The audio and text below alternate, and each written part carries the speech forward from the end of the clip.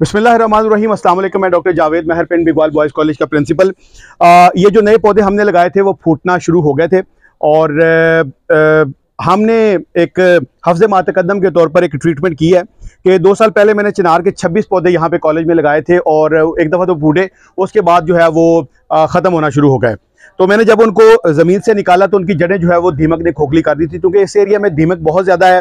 तो इसलिए जो है वो, चूँकि वो चिनार का एक्सपीरियंस मेरे सामने था, तो एक आसान सी ट्रीटमेंट है कि हमने यहाँ पे ये चूना डाला है, यानी इनकी पहले सब पौधों की गोडी की है अच्छी तरह से, उसके बाद ये चूना डाला। ये डलियाँ थी बेसिकली, जैसे ये डलियाँ यहाँ से दिखाएं, ये डलियाँ जो है अभी फेंकी हुई हैं। तो जब पानी एक दफ़ा इसको लगाएंगे तो ये पानी के साथ ये डिज़ोल्व हो जाती हैं और दोबारा दूसरी दफ़ा फिर साथ पानी, वो जैसे वो दोस्त पानी लगा रहे हैं तो वो पानी लगाते जा रहे हैं, तो दूसरी दफ़ा जब लगाएंगे तो ये बिल्कुल जो है वो डिज़ोल्व होकर ज़मीन का हिस्सा बन जाएगी, मट्टी का हिस्सा बन जाएगी और इसकी जो तासीर है वो जड़ों में चली जाएगी।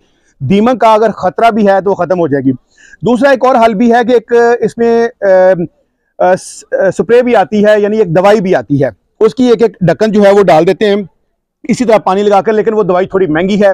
तो ये जो चूना है ये सस्ता है, आम दुकानों से जो है वो मिल जाता है। तो आज हम जो है इन सारे पौधों को जो है वो चूना लगा के 2-2 दफ़ा पानी दे रहे हैं ताकि ये डलियां सारी जो है वो डिज़ोल्व हो जाएं और अगर कहीं दीमक का कोई ख़तरा भी है तो दीमक जो है वो ख़त्म हो जाए। अगर आप भी कहीं फील करते हैं कि आपके पौधे सूख रहे हैं, तो जो नए पौधे लगाए हैं ख़ास तौर पर, और जो पौधे पुराने आपके पास लगे हुए हैं, तो चूना जो है वो थोड़ा थोड़ा ज़रूर फेंकें। चूना वैसे भी ज़मीन के लिए ठीक है। Thank you very much.